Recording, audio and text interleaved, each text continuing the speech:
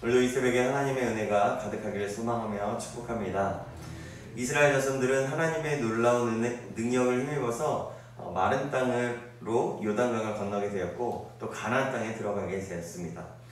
가나안 땅에 들어간 이스라엘은 전쟁을 준비하고 해야 할 것들이 참 많았습니다. 그러나 하나님은 그때에 뜻밖의 하나님의 명령이 뜻밖의 명령이 내려졌습니다. 그것은 먼저 어떤 것이었냐면 할례를 행하는 것이었고 유월절을 지키는 것이었습니다. 40년 동안 광야에서 할례를 받지 못했으므로 할례를 행하게 되었고 또 특별한 하나님의 백성으로서 구별된 삶을 살아야 했기에 하나님께서는 그렇게 명령하셨습니다. 유월절을 지킴으로써 애굽에 노예되었던 자신들이 하나님의 은혜와 구원으로 애굽에서 나왔다는 것을 기억하는 것이었고 이것은 어떤 의미였냐면 예배의 회복과 구원의 감격을 회복하는 의미였습니다. 오늘은 드디어 가나안 정복을 시작하면서 여리고성 앞에 다다르게 됩니다. 여리고는 하나님께서 이스라엘에 대한 소문이 퍼지게 하고 또 그들의 마음도 동요시켜서 이스라엘 백성으로 말미암아 굳게 닫혀 있었습니다. 여리고성은 그때 당시 인간의 힘과 방법으로는 정말 점령하기 힘든 곳이었습니다.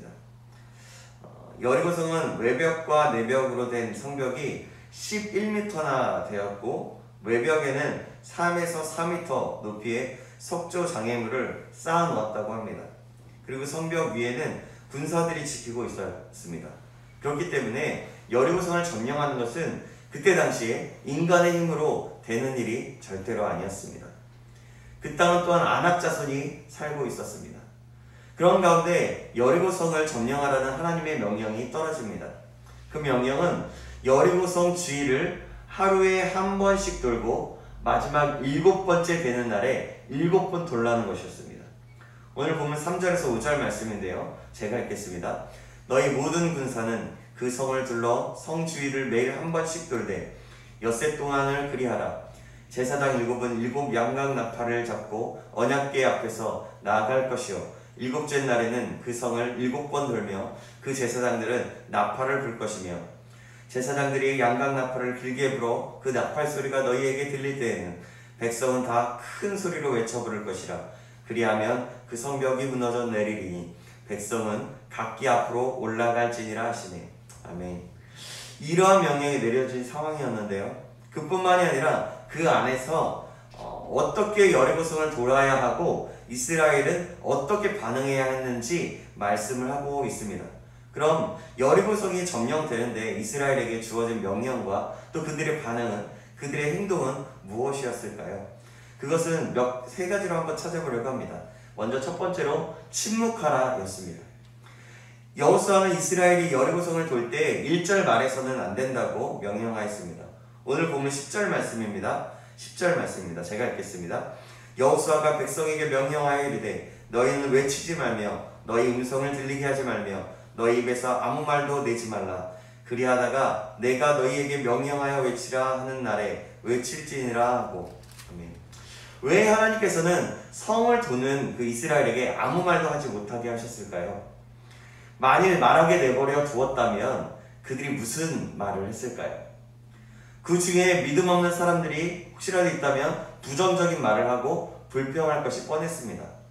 그리고 그런 말들은 순식간에 퍼지고 모든 백성들이 동요하게 될 것이 분명했습니다. 그렇게 되면 어떻게 여리고성을 공략할 수 있겠습니까? 그래서 하나님께서는 이들에게 침묵하라고 명령하셨습니다. 그들은 오직 법궤만 바라보고 나팔 소리에만 귀를 기울여야 했습니다. 요즘에는 자기 PR 시대라고 해서 그런지 몰라도 내 이야기를 많이 하는 것을 좋아합니다. 그러다 보니 남의 이야기를 들어줄 여유가 없게 되고 더욱 심각한 것은 하나님의 뜻을 구해야 하는데 하나님의 뜻을 구하지 못하고 하나님의 음성을 들을 수도 없게 됩니다. 기도 시간에도 일방적으로 요구만 하느라고 하나님께서 무엇을 말씀하시는지 나에게 또 무엇을 원하시는지 그분의 뜻을 알 수가 없습니다. 아무리 기도를 많이 한다 해도 하나님의 음성을 듣지 못하고 하나님의 뜻과 마음을 깨닫지 못하면 우리에게 무슨 소용이 있겠습니까? 큰 어려움이 당할 때일수록 우리는 그래서 침묵해야 하며 하나님의 말씀을 듣고 하나님의 말씀을 묵상하며 그 하나님의 그 묵상 속에서 하나님의 말씀 속에서 임하시는 우리에게 깨달음을 주시는 그 음성에 귀 기울여야 합니다.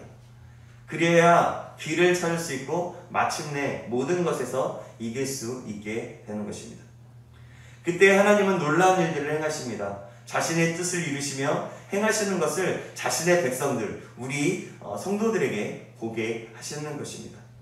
사랑하는 여러분, 이렇게 중요한 일들이나 어려운 일들을 당할 때 조용히 침묵하면서 하나님께서 하시는 일들과 하실 일을 믿음으로 바라보고 주님의 음성에 귀 기울이기를 주님의 이름으로 축복합니다. 아멘. 여리고성이 점령되는데 이스라엘에게 주어졌던 명령과 그들의 반응, 두 번째는 바로 순종하라 였습니다. 이스라엘 백성들은 여호와의 군대 대장이 함께 하셨고 여호와 군대 대장이 내린 이상한 명령에 온전히 순종했습니다. 그들은 하나님의 명령에 따라 매일 침묵 속에서 성을 한 바퀴씩 돌았습니다. 하루, 이틀, 사흘, 그리고 7번째 되는 날 성을 6바퀴를 돌 때까지는 아무 일도 일어나지 않았습니다. 그런데 마침내 그 7바퀴째를 마지막 한 바퀴째를 더 돌았을 때 그토록 경고하던 여리고성이 그 시간에 그대로 무너져 내린 것입니다. 놀라운 기적이 일어납니다. 여기서 우리가 배울 수 있는 것은 있는 중요한 진리가 있습니다. 그것은 끝까지 순종한 후에야 우리가 하나님의 역사를 보게 된다는 것입니다. 이스라엘 백성들은 매일 성을 한 바퀴씩 돌았습니다. 한 번에 13바퀴를 다 돌아버리면 좋았을 텐데 왜 하루 한 바퀴씩을 돌았을까요? 하나님께서는 우리가 매일 변함없이 믿음으로 순종하며 살아가기를 원하시기 때문입니다. 저와 여러분은 매일 변함없이 믿음으로 살아가고 있습니까? 매일 변함없이 하나님의 말씀을 묵상하고 기도하고 있습니까? 하루에도 혹시라도 수십 번이 바뀌는 마음을 갖고 있지는 않습니까? 우리 자신을 돌아보시기 바랍니다. 이스라엘 백성들이 가나안 땅을 정복한 것은 하나님의 일이었고 하나님의 전쟁이었습니다. 그러므로 여호와의 군대 대장이 친히 오셔서 싸워주셨던 것입니다. 이스라엘이 전쟁에서 승리하는 길은 오직 하나님의 명령에 전적으로 순종하는 것이었습니다. 이스라엘 백성들은 이해하기 어려운 우리가 이성적으로 생각할 때 이상한 명령에 바로 그 말씀을 듣고 온전히 순종했습니다. 그들이 하나님의 명령에 온전히 순종했을 때 그렇게 견고했던 여리고성이 완전히 무너져 내리게 되었던 것입니다. 여리고성이 점령되는데 이스라엘에게 주어졌던 명령과 또 그들의 반응, 세 번째는 무엇일까요? 세 번째는 모든 것을 하나님께 바쳐라 입니다. 이 말은 모든 것을 하나님께서 주신 것이니 하나님께 온전히 바치라는 말입니다. 모든 것이 하나님의 것임을 인정하라는 것입니다. 사랑하는 여러분, 여리고성은 누가 무너뜨렸습니까? 하나님께서 무너뜨려 주셨습니다. 그래서 여호수아는 이스라엘 백성들에게 여리고성과 그 안에 있는 모든 것을 다 하나님께 바치라고 명령했습니다. 오늘 본문 17절 18절입니다. 이 성과 그 가운데 있는 모든 것은 여호와께 온전히 바치되 기생 라합과 그 집에 동거하는 자는 모두 살려주라. 이는 우리가 보낸 사자들을 그가 숨겨주었음이니라.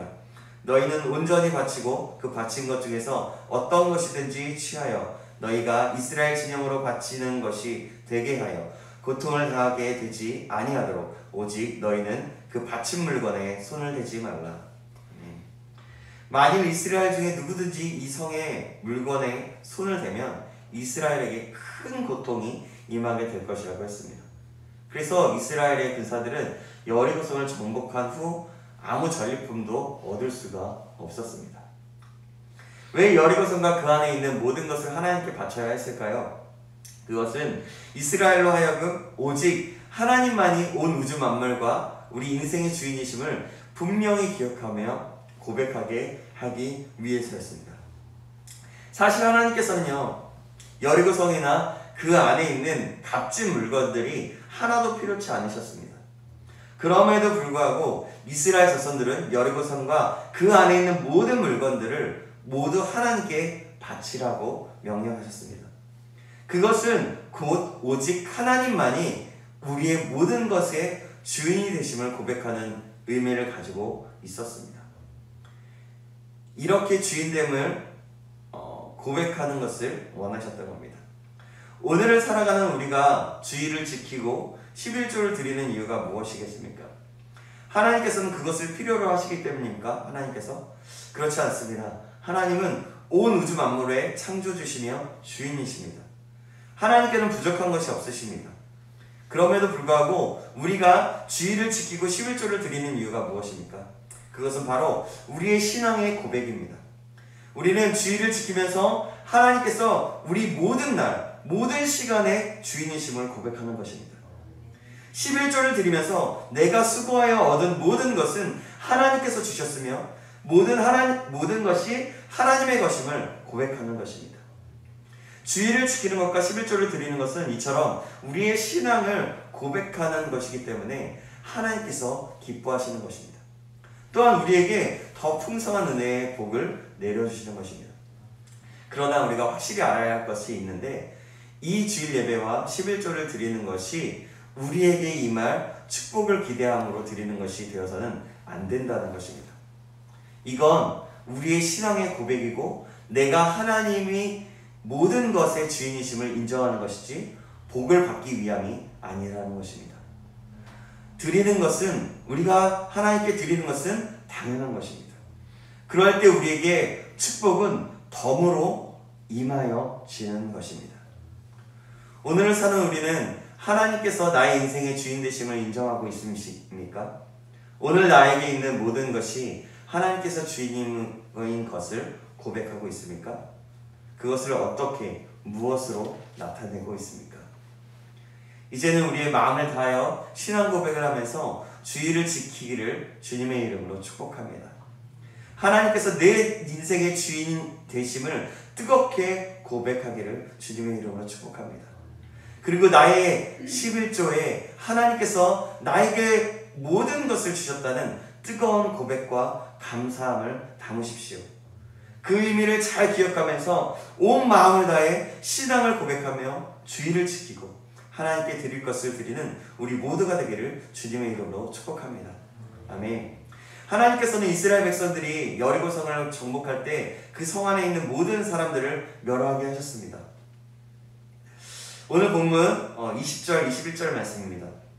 이에 백성은 외치고 제사장들은 나팔을 불매 백성이 나팔 소리를 들을 때에 크게 소리질러 외치니 성벽이 무너져 내린지라. 백성이 각기 앞으로 나아가 그 성에 들어가서 그 성을 점령하고 그 성 안에 있는 모든 것을 온전히 바치되 남녀노소와 소와 양과 나귀를 칼날로 멸하니라. 아멘. 하나님께서 가나안 땅을 이스라엘에게 주시기 위해서 가나안에 살고 있던 사람들을 이렇게 무차별적으로 전멸시킨 것은 너무나도 잔인한 일이라고 말하는 사람들도 있습니다. 여러분, 우리는 어떻게 생각하십니까? 단지 이스라엘 백성들에게 그 땅을 주시기 위해서 이미 그 땅에 살고 있었던 그 사람들을 이처럼 잔인하게 몰살시키는 것이 너무 심하다고 생각하십니까? 어떻게 자비로우시고 공의로우신 하나님께서 오직 이스라엘만을 위하여 이처럼 일방적이고 편파적인 일을 하실 수가 있을까요? 무엇보다도 먼저 기억해야 할 것은 이 모든 일은 하나님의 심판이었다는 겁니다. 하나님께서는 억울하게 무고한 사람들을 희생시키는 분이 아니십니다. 하나님은 공의로우시고 오래 참으시는 하나님이십니다. 가나안 족속들이 이렇게 비참하게 멸망을 당하게 된 것은 단순히 이스라엘에게 그 땅을 주시기 위한 것만이 아니라 그들의 죄로 인한 하나님의 심판이었습니다. 하나님께서는 그들을 오랫동안 참아주셨습니다. 그리고 그들의 죄악이 가득 찼을 때 그들을 심판하시고 그 땅을 이스라엘 자손들에게 주신 것입니다. 여리고의 제압된 삶을 보면 달의 여신을 섬기는 성이었고 우상 숭배가 만연한 성이었습니다. 그 때문에 굉장히 성적으로 음란하고 문란하고 잔인하며 폭력적인 민족들이 되었습니다. 달의 여신도 매우 음탕한 신이었기 때문에 동성연애나 또 짐승과 교접하는 것, 그런 문란한 성생활이 그들의 문화에 깊숙이 자리 잡고 있었습니다. 그래서 그들 가운데 성병이 만연했고 그들이 자랑하던 그 황금 도자기나 그릇, 장식물들도 음탕하고 자기 과실적인 것들이 많았습니다. 게다가 가나안의 관문 역할을 담당한 까닭에 막강한 군사력을 자랑하고 있었습니다. 즉 여리고는 인간의 물질주의와 음란한 문화 그리고 권력과 교만으로 가득 찬 곳이었습니다.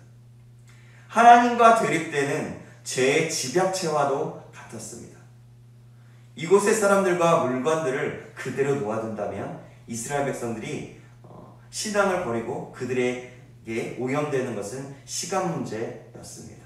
그래서 하나님은 그들을 철저하게 파괴시키면서 그들을 멸하라고 명하신 것이었습니다. 사실 요즘 이 시대가 계속해서 그렇게 변화되고 있는 시대입니다. 인터넷에서 뭔가 하나 클릭하면 원하는 것을 볼 수 있고 원하는 것을 할 수 있습니다. 돈만 있으면 다 되는 세상입니다. 사랑하는 여러분, 이렇게 세상을 살아가는 우리는 너무나도 쉽게 죄에 노출되어 있습니다. 그렇기 때문에 우리에게 매우 두려운 경고를 주게 됩니다. 그래서 우리는 더욱더 거룩하게 살아야 합니다. 하나님이 주인 되심을 인정하는 삶을 살아야 하는 것입니다. 근데 여러분, 그렇게 살아가려면 우리가 어떻게 해야 합니까? 나의 힘으로는 살 수 없다는 것을 인정하는 것입니다. 그리고 하나님의 말씀을 듣고 하나님의 말씀을 읽으며 하나님의 말씀을 묵상하며 살아야 합니다.